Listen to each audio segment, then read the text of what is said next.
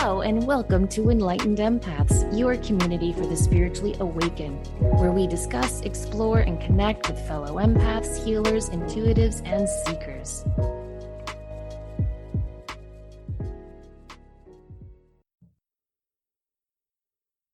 Hello, empaths. We hope you're having a great start to your week. Today, we are going to look at the science behind intuition in an attempt to strip away the mysticism, the fear, dare I say, the woo-woo behind words like gifted, psychic, and intuitive to explain not only how our body contributes to intuition, but also how we can use this information to help us develop our intuition even further. So why is this important, you might be thinking? Well, you have a soul, a higher self that is pure love and light. And your soul remembers all of you in all incarnations and has the ability to access the energy of other souls. But we live in these physical bodies, which can often hinder our intuition. But when you understand how your body works to process intuition, information, and insight, then you can start to align more fully with your soul. So today we're going to talk about how to work with your brain, heart, and gut to grow your intuitive connection. Isn't that important to think about, Denise? Like your soul is all knowing, and yet it's got to exist in this third dimensional constricted body.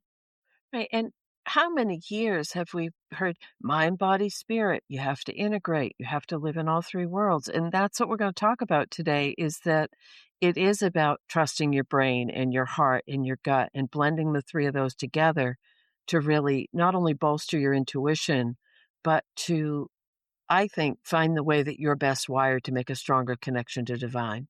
Yes, I agree. And as an aside, Denise and I have done a lot of research. However, we are aware that there are a lot of scientists and doctors who listen to this show because you all are very kind and have emailed us. So to all of the doctors and scientists and smart people out there, just bear with us. I think we did our intuition really well, but we'll see. Yes. Now, the first thing we're going to talk about is called the architect of the brain, and that is the default mode network. I think this is such a fascinating aspect of our brain to research. This is the one part of the brain that helps us filter out information. Now, why do we need a default mode network? Check this out. Your conscious mind can only handle 40 bits of information per second. Now, I got to be honest, I don't really even know what a bit of information is, right? Right. Bytes and megabytes, I don't know all that. But hold on. So your conscious mind can handle 40 bits of information per second. Your subconscious mind can handle 20 million bits of information per second. Your subconscious mind takes in everything. Isn't that wild to think about? Like, what kind of million bits of information are coming at me right now as I sit in this recording office? All alone. What information is coming in? I don't know, the sound of my candle going behind me, the sound of the heat humming above me, the sound of the light bulbs. I don't know, but apparently my subconscious mind is taking all of that in. It's pretty amazing when you think about it. It is. They always joke and they say that our brains are computers, and if we are willing to reprogram or put in the correct information, it will exponentially give us so much more. And I think that's what you're saying. But to me, this ties in beautifully with all the clairs, because I know that's kind of a jump, but not really. That we'll always say if you want to develop your clairaudience or your clairvoyance or your clairsentience, there are ways to do that. But it's also happening on a subconscious level all the time. And I think what we're going to talk about today is how to really tune into that default mode network in different ways so that you can be aware of how much information is coming in and utilize it in a better way. Yes, exactly. So we have all these bits of information coming at us, and the reticular activating system does help filter this. And I did an entire episode by myself on my other podcast, Psychic Teachers, just on the reticular activating system. So check that out because that is one of the best systems you can work with to help you manifest. But in addition to this filter system, we have our default mode network. It helps us by turning on when your conscious mind is momentarily tuned out. So think of the default mode network as your brain's offline mode. It kicks in when you stop focusing on a specific task and start daydreaming or reflecting. So when the brain is allowed to freely daydream, it activates this area of the brain, and we'll call it the DMN. It stands for default mode network. Now, we aren't even aware consciously of this happening. This offline mode, however, whether you're aware of it or not, is essential for intuition, creativity, and self understanding. And you can enhance intuition by intentionally creating space for daydreaming, reflection, and quiet moments. Because when you allow yourself to do this, it helps your brain make non-linear connections, linking two ideas that your logical focus mind would never think to put together. So this is what's behind all those eureka moments. Well, and it's interesting because a lot of times the default mode network is referred to as the narrative ego. It's when you're constructing a sense of who you really are, but it's that self-referential awareness that we're developing, and it's a stepping stone to higher consciousness. So when you think about how many insights we get when we're in that more receptive state, and we're not hyper-focused on an outcome or a specific or learning a fact or I mean, it's very, very fascinating stuff. It really is. I read an article on Waking Times by Al Smith, and he said, your subconscious mind is in continuous contact with the subconscious minds of everyone else. Your individual mind, while in the daydream state, is your personal control console for this collective subconscious. I think that makes a lot of sense because how many times have you just been driving and kind of tuning out as you're driving your normal route to work, or you're in the shower, or maybe you're in the garden just pulling weeds, or you're just walking the dog, and you have a thought about someone like, gosh, I have not heard from my friend Jenny in so long. And then ding ding, your phone rings and it's Jenny. Doesn't that happen all the time? I think that's because of what Al Smith is saying in this article. Our subconscious mind is in continuous contact with the subconscious minds of everyone else, but we are not aware of it until we allow ourselves to pause, zone out, tune out, and allow this DMN part of our brain to turn on. Don't you find that that works the same way with your intuition and your mediumship? That Oh, yeah. when you soften and you're in that more receptive state, it opens the the communication, the conduit, the bandwidth. I don't know what word I'm looking for there, but it's the same feeling as spacing out a lot of times.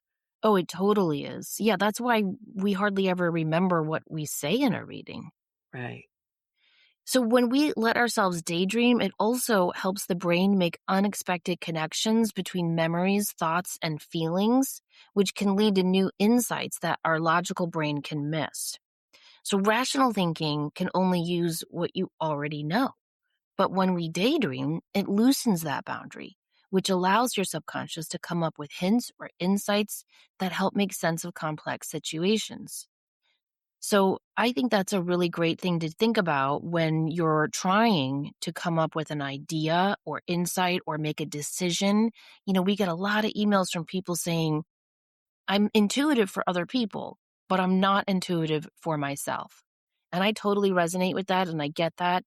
And I always have a hard time answering that because it is hard to be intuitive for yourself.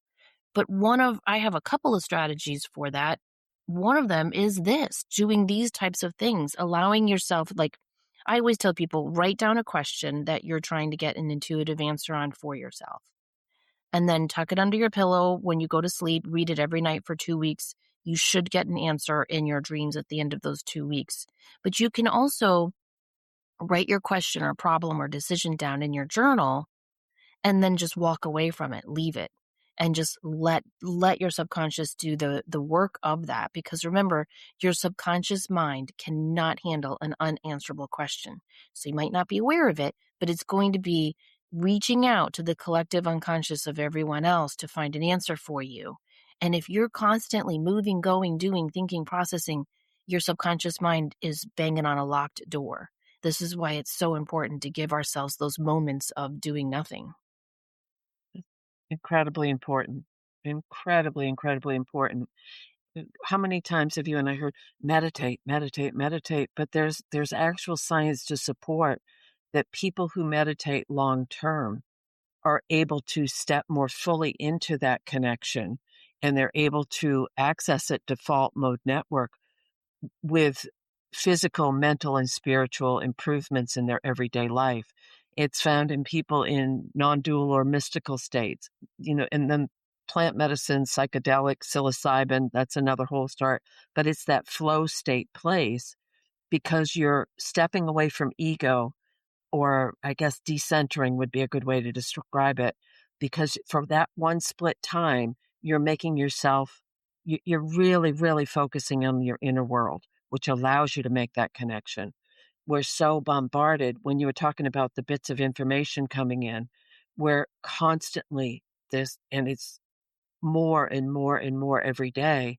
So when you take that time to go within, it shuts it down a little bit and lets you step away from the dysregulation. Yeah, because daydreaming helps us to relax. Think about what Denise just said. Constant focus thinking wears the brain out. But Yeah. when we give ourselves time to meditate or daydream, it gives our brain a break and helps it reset and come back to problems with fresh intuitive clarity. Now, I don't meditate every day. I wish I could say I do. But what I do is meditate about 4 days a week at the very least, probably 5. But it's kind of like yoga to me. You know how whenever you go to like a yoga class, the teacher always says, "Thank you for showing up to your mat." My teacher says that every single time. And I'm always like, all right, thank you for showing up to teach the class. But I understand what she's saying because it's just showing up is half the battle. And there are some times when I meditate and there's not a bit of spiritual stuff going on in my head. I will sit down to meditate. I will light my candle, I'll hold my crystal, and I close my eyes. And still, the first 10 minutes is just that gotta go mentality of, did you do this? Did you email that person? But I always tell myself it doesn't matter because you're carving out the time, you're showing up. And eventually, my brain calms down and I'm able to actually get the benefits of meditating. So if anyone is listening to that going, "Well, I don't know," just know showing up is half the work, half the battle. Right. And it's important too because I think I love the science, that we do. We like having something that we can validate why this is happening. But neuroscience can correlate brain activity with experiences. And that's the glitch that a lot of us fall into is the neuroscience can't really explain why consciousness exists or what it is ultimately. And what we're saying is when you do this level of work with yourself, you're able to cross that bridge much more easily. And this higher consciousness that we're seeking, it isn't a single agreed upon scientific construct. It's experiential, it's philosophical, it's cultural, which I love. It makes it so much richer and so much more unique to the individual. I do too. And I looked at people who kind of made a habit of doing this, of carving out time to meditate or daydream, and what came of it from famous people. And check this out. One of them is Albert Einstein. His theory of relativity was inspired by his habit of letting his mind wander. Throughout his adolescence, he often visualized himself riding on a beam of light. And that's what led to him really understanding and explaining to us the theory of relativity. Nikola Tesla, he had this extraordinary ability to daydream with photographic intensity. He claimed he could build all of his inventions entirely in his mind and then let them run for weeks in his head just to see where the wear and tear would occur and then fix the design all again in his mind while daydreaming before ever even touching a piece of metal. That's amazing. The entire wizarding world of Harry Potter famously materialized while Rowling was staring out a window on a delayed train from Manchester to London. She didn't even have her working pen on her, so she just spent the 4 hours daydreaming about the details of the characters and the school, which she later said allowed the whole world to become more vivid and fleshed out. Isn't that neat? I love that. I love all of those examples because they're they're all very different examples that are I mean, you Einstein and Rowling, completely different.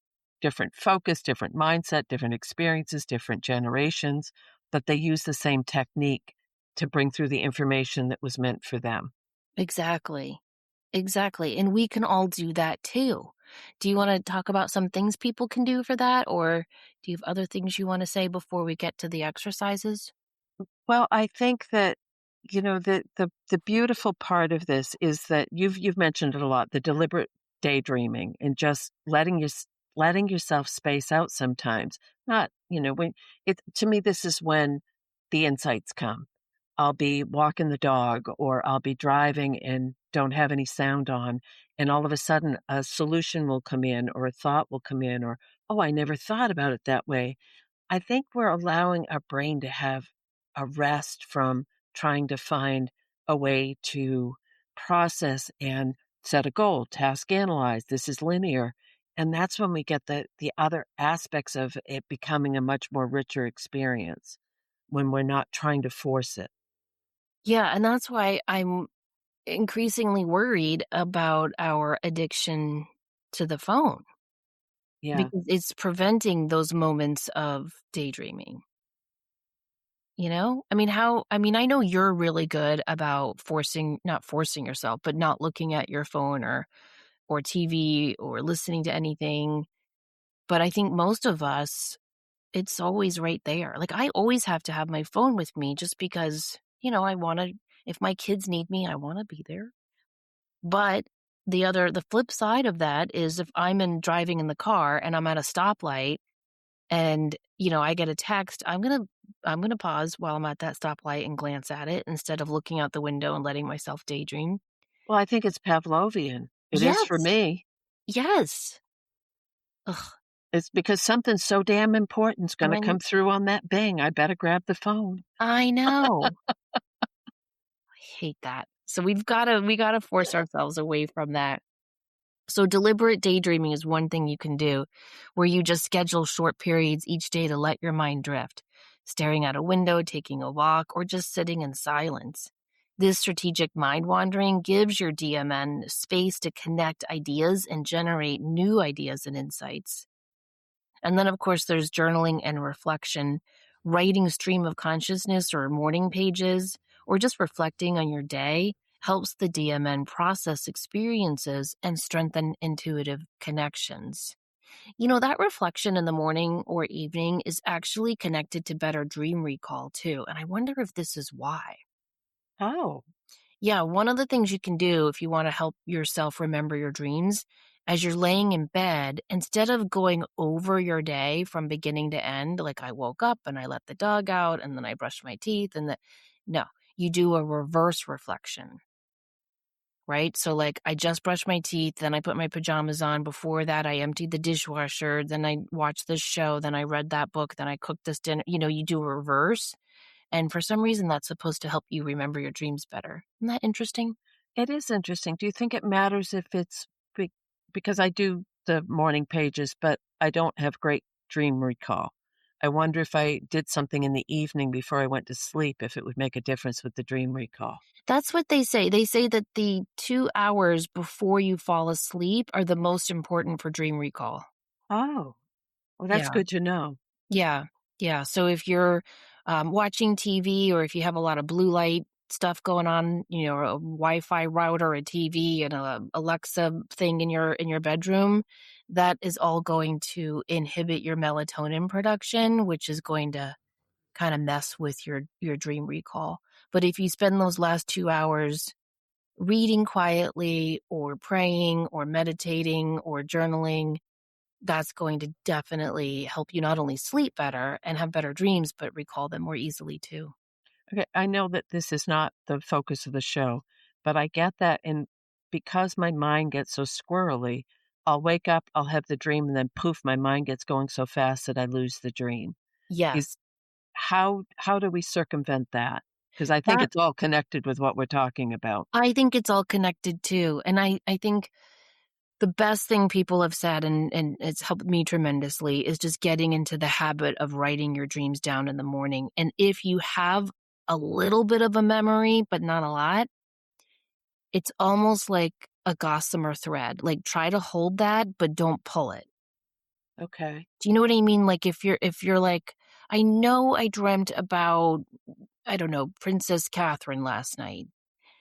What was she saying in the dream? What was she doing? What was she wearing? What was like, ironically, Denise, last night I dreamt that I was at Windsor, and I was walking with Princess Kate or Catherine, whatever we call her, and she was telling me how excited she was to be queen and how honored she felt.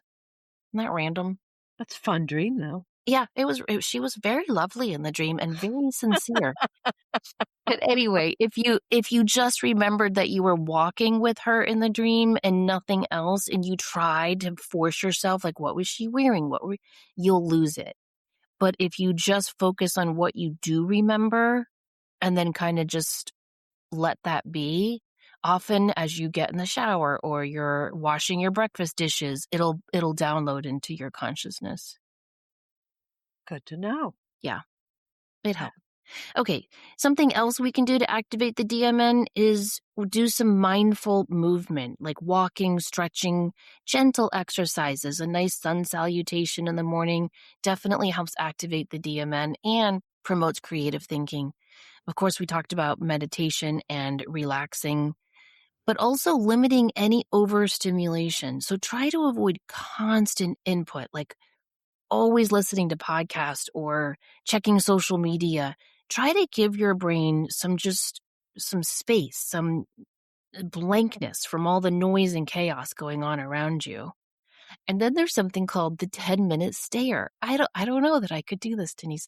Once a day, sit without your phone or book and just stare at a wall or out a window. Okay, I could stare out a window for 10 minutes. God knows that's how I spent half my time in math in high school. But I could not just stare at a wall. But you just want to do nothing for 10 minutes. And some people even like will set a little alarm.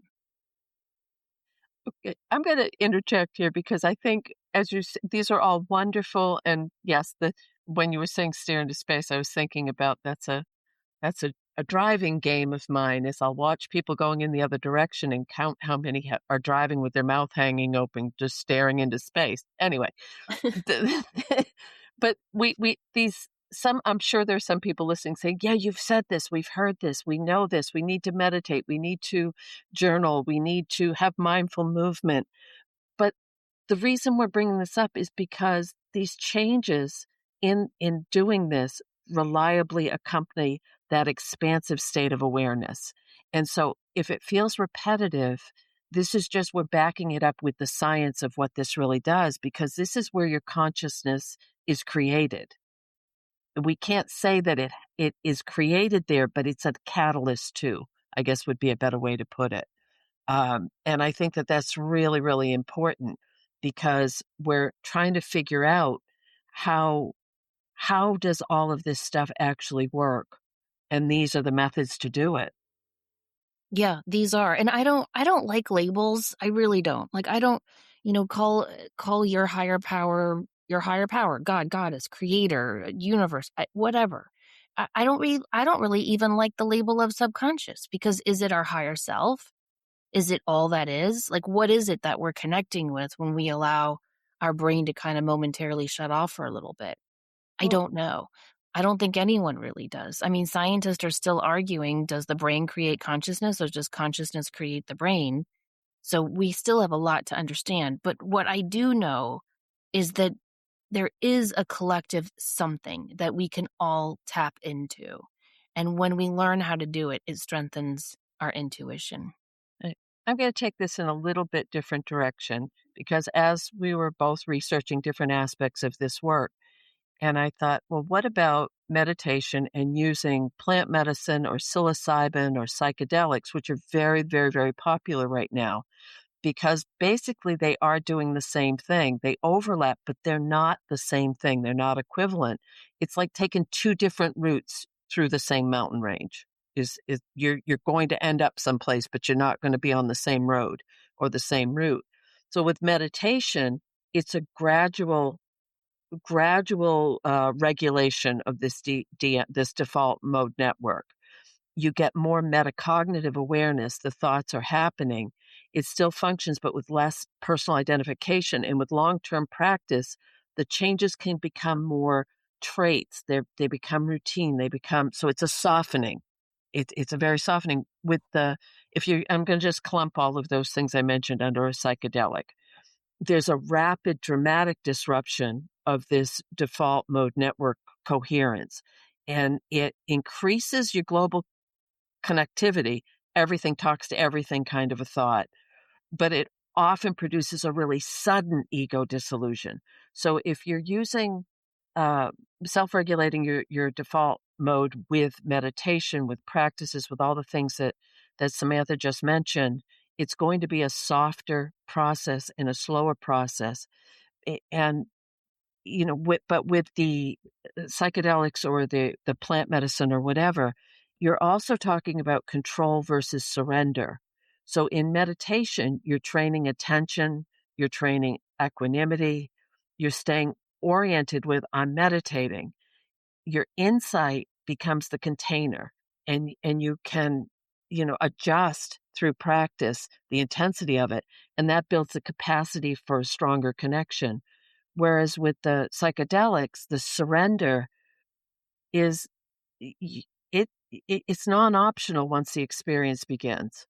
You and that's what I always joke about, and my example is always, you can get to the same place, it just depends on if you wanna go for 20 minutes or 6 hours, or, um, it's but it's with the psychedelics, it can feel so, like big revelations but equally overwhelming, and I'm not discounting this in any way, shape, or form. I think it's a beautiful practice.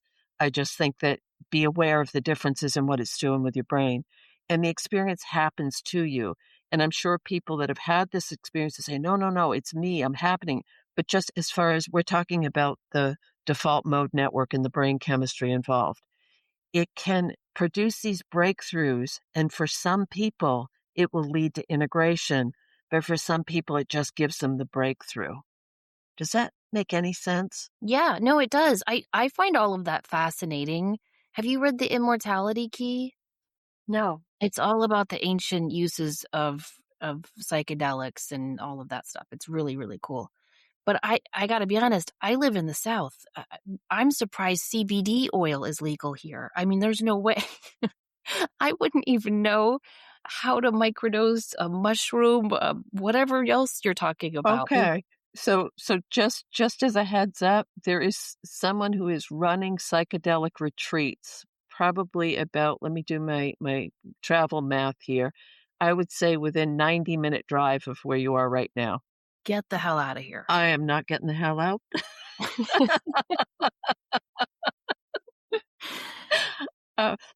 Okay, so another point is the physical ramifications, but and I'm not promoting either side of the fence because I think both are equal and valid, but with the meditation aspect, it's a little slower, the repetition builds the insight. There's a strong emphasis on embodiment. Your nervous system learns to stay regulated during that clarity that's coming in. So it's again, it's the practice mode, muscle memory. You're building the neural pathways to get to that same place. Whereas with a psychedelic influence, it's going to be the insights might be more immediate, more cosmic, more convincing, and often feel downloaded rather than discovered. Which how many times have we heard people? I did an ayahuasca ceremony and I got all of these downloads. Oh, yeah. Yeah, you hear Um, some really cool stuff that comes out of that.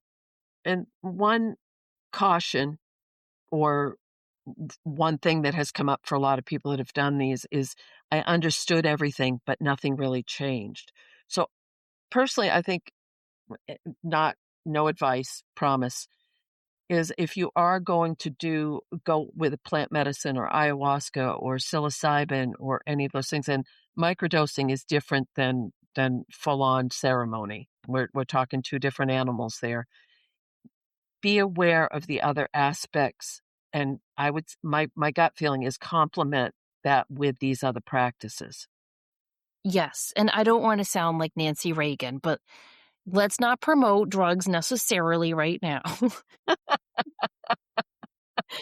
I think out of all these activities, journaling is really the best one we can do, because I read this article just recently, and I think you're gonna love what this study found, Denise, because Okay. it's so what you're doing every single day. So, a study was done in Japan that looked at 300 elderly people who had perfect memories. And they wanted to see what did these elderly people have in common. So, between 2011 and 2019, Dr. Hiroshi Tanaka looked at these people and tried to find a common link. Was it genetics? No. Their diets were different, their exercise habits varied, their sleep patterns were also different. Guess what they had in common? They wrote by hand every day. Not typing, not texting, but writing. So he discovered that this one simple habit of writing by hand, pen to paper, about 15 minutes every single day, activated motor coordination, spatial awareness, memory encoding, and language processing. He said typing becomes automatic, but handwriting doesn't. Each letter needs thought, decision making, motor control, and attention. It keeps the cognitive brain active and engaged. Isn't that interesting? Oh, I think it is very interesting and hopeful being an elderly person that journals. I just thought that was so cool because I remember when I was in middle school and we were learning cursive writing. I'm a left-handed person, and so I have atrocious handwriting. I should have been a doctor. That's how bad my handwriting is. And I remember Sister Catherine was my teacher, and I couldn't. She was like, Samantha, you should at least be able to do a cursive S. Denise, I still have a hard time with a cursive S. And she would say to me, don't think of it like writing, think of it like drawing. You're Oh, drawing a letter on the and that actually helped me tremendously, and I still sometimes will hear her words 'cause I will still sign my name with, like, a printed S, and then the rest is in cursive. see, I've seen your writing and it's very legible. Well, if I try hard, it can be Oh, legible. okay. I gotta activate that cognitive brain to do it. Anyway, I Do just you, think those are really, really neat side effects of doing these activities. do you like the process of writing though? Like pen to paper? If you're not worried about what it looks like? If I'm not worried about what it looks like, to be honest, it's the only way I can learn. Okay. Like, if I put together research for a show and I'm reading something from a book or a website and I'm typing the notes, and then I go to record the episode, I can tell when I'm talking about it that I don't understand it as much as I thought I did. Mhm. But if I do show research and I handwrite it, and then I type it into not a script, but some form of notes I can refer to, and I talk about it on the show, I can tell I understand it better. But but you also will doodle and write people's names and stuff when you're doing intuitive and mediumship readings. Yes, I have to do that to get my brain turned off. So it must be the same place. It seems very similar. Yeah.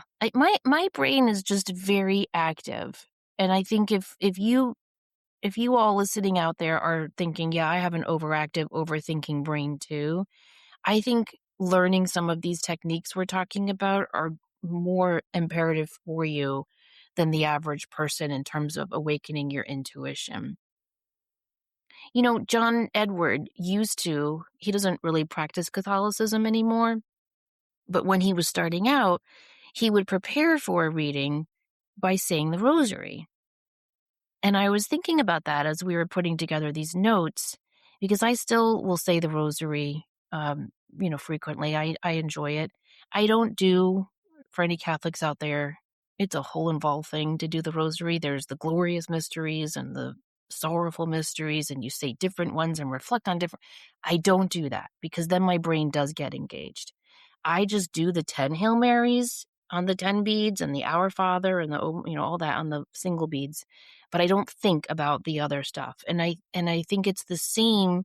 I've also done mala bead work where I'll say Mhm. the same mantra on each bead, and that really does help turn your brain off and allow that intuition to kick in. And I think this evidence we're coming up with is definitely backing that up.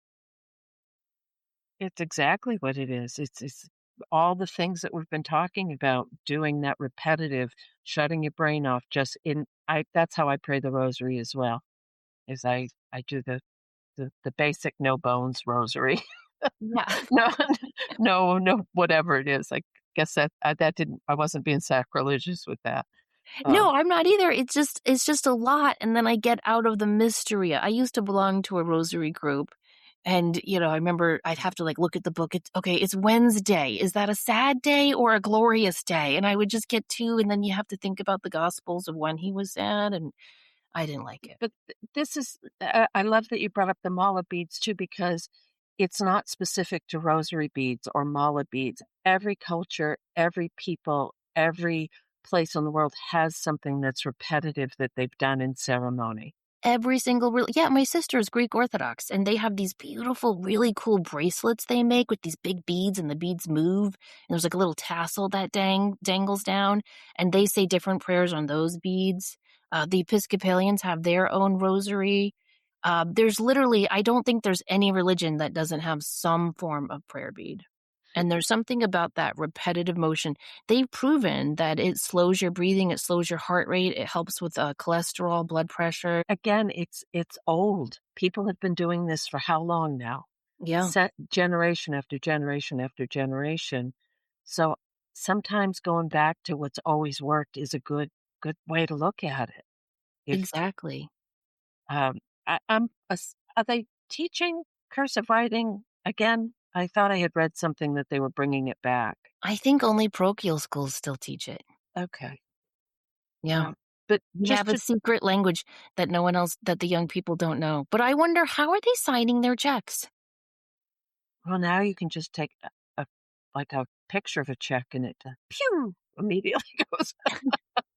Yeah, but you still have to sign it. Yeah, that's true. That's true. So one thing I think that's really interesting to think about with the default mode network is that it really does not only help you come up with problem solutions and creative insights and aha moments, but it really does help us strengthen our intuition. Because we have to remember that daydreaming, allowing this default mode network to be front and center, it actually helps put us, as neurologist Marcus Rachel says, at the center of the universe. So, I love to think about the collective unconscious. Like Carl Jung said, there's this big spider web of beautiful, happy energy connecting all of us. And when we allow ourselves to just kind of tune out and tune in, it really does put us in the center of our world so that we can connect with our subconscious and we can really get out of our own way. Because really, that's what's happening when we're trying to develop our intuition and we really can't. It's us. We are the problem. We are blocking ourselves. And yet, when we allow ourselves to daydream, to reflect, to journal, to meditate. This is how we get out of our own way. And I think that's really one of the most important things we can learn from this part. Would you agree? I do. I think it's very important, and we kinda scrambled around a lot in a bunch of different directions, but the point is finding the way that works best for you to be more conscious of taking that time for reflection, for daydreaming, for learning how to balance that regulation in yourself so that you can be more connected to the collective. So we've talked about how you can work with your brain to help you develop your intuition. But did you know you have other brains in your body? You have something called the heart brain and the second brain, which a lot of doctors call the stomach or gut brain. So next week, we're going to talk about how you can work with these other areas of your body to develop your intuition. We hope you tune in. Are you excited for that one? Did you know you had 2 more brains before doing this research? I did not, I and now I'm see. very excited about that. I know. All the brains, it all helps, doesn't it? It really does. So spend some time tuning out with your day today, but be sure to tune in next week when we continue our intuition lab and we talk about other ways you can work with your body to fully embrace your empathic, sensitive, beautiful, intuitive self. Thanks so much for listening, everyone. Remember, as always, to show up, do great work, and share your light.